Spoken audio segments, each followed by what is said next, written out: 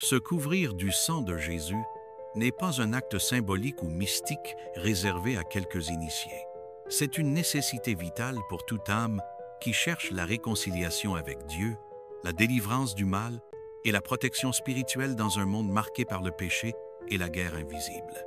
Dès l'Ancien Testament, le sang joue un rôle central dans la relation entre Dieu et les hommes. Lors de la première Pâque, Dieu ordonne aux Israélites de marquer les linteaux de leurs portes avec le sang d'un agneau sans défaut, afin d'échapper au jugement qui allait frapper l'Égypte. Le sang vous servira de signe sur les maisons où vous serez. Je verrai le sang, et je passerai par-dessus vous. Exode 12, 13. Ce sang de l'agneau préfigurait déjà l'œuvre ultime de Jésus-Christ, l'agneau de Dieu, qui ôte le péché du monde. Jean 1, 29. La nécessité de se couvrir de son sang s'impose donc comme une urgence spirituelle, car seul ce sang peut satisfaire la justice divine et désarmer les puissances des ténèbres. L'Épître aux Hébreux nous le rappelle. Sans effusion de sang, il n'y a pas de pardon. Hébreux 9, 22. Le sang de Jésus est bien plus qu'un symbole. C'est la clé du salut. C'est lui qui nous rachète. Vous avez été rachetés par le sang précieux de Christ, comme d'un agneau sans défaut et sans tache. 1 Pierre 1, 18-19. Ce sang n'est pas inactif, il parle encore. Il crie mieux que celui d'Abel, Hébreux 12, 24. Non pas vengeance, mais pardon. Il purifie la conscience et brise les chaînes. Se couvrir du sang de Jésus, c'est reconnaître qu'aucun effort humain ne peut effacer le poids de notre péché. C'est s'abriter sous la grâce pour ne pas être exposé à la condamnation. Paul affirme dans Romains 5, 9, « À plus forte raison maintenant que nous sommes justifiés par son sang, serons-nous sauvés par lui de la colère. » La colère divine contre le péché est réelle, mais Dieu nous offre une échappatoire, une couverture parfaite, le sang de son Fils. Ne pas se couvrir de ce sang, c'est refuser cette protection, c'est se tenir nu devant une sainteté dévorante. Mais qu'implique concrètement le fait de se couvrir du sang de Jésus? Cela commence par la foi. Il faut croire que ce sang a été versé pour toi. Il faut l'invoquer dans la prière comme on déploie un bouclier contre les traits enflammés du malin. L'Apocalypse montre que ceux qui triomphent du diable ne le font ni par leur intelligence, ni par leur force, mais à cause du sang de l'agneau et à cause de la parole de leur témoignage. Apocalypse 12, 11. Le sang de Jésus protège, purifie, justifie, libère, mais encore faut-il l'appliquer, comme les Hébreux devaient le faire sur leurs portes.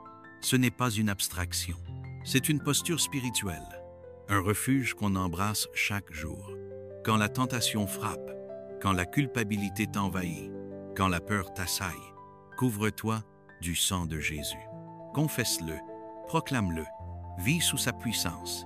Il n'est pas réservé aux grands péchés ou aux moments de crise.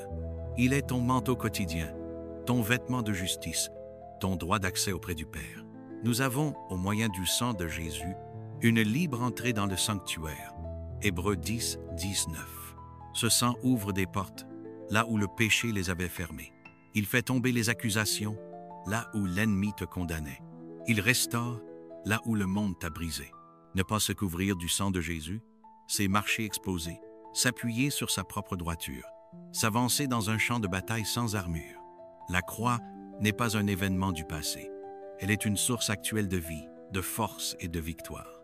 Tant que tu marches sur cette terre, tu as besoin de ce sang, et ce besoin est constant, car le combat l'est aussi. Satan sait ce que vaut ce sang, c'est pourquoi il fera tout pour te distraire, t'endurcir ou t'empêcher de t'en revêtir. Mais toi, souviens-toi, tu n'es pas seul, tu n'es pas sans défense. Tu as un intercesseur, un avocat, un grand prêtre éternel qui est entré une fois pour toutes dans le lieu très saint, non avec le sang des boucs et des veaux, mais avec son propre sang, ayant obtenu une rédemption éternelle. Hébreux 9, 12. Ce sang a une voix, une puissance, une présence. Se couvrir du sang de Jésus, c'est entrer dans l'alliance nouvelle et éternelle, où la mort a perdu son pouvoir, où l'accusation est réduite au silence, où la grâce surabonde là où le péché abondait. Ce n'est pas une formule magique. C'est une position de foi et d'humilité. C'est proclamer chaque jour « Je vis, mais ce n'est plus moi qui vis, c'est Christ qui vit en moi. » Et s'il vit en toi, alors son sang est ta couverture. Tu n'as pas besoin de mériter cette protection. Tu dois juste l'accepter, la recevoir, t'y soumettre. Ce n'est pas ton obéissance qui te sauve, mais le sang. Ce n'est pas ton passé qui te condamne, mais ton refus de venir à la croix. Le sang de Jésus t'attend. Il est suffisant. Il est parfait. Il est accessible. Couvre-toi. Pas demain. Maintenant,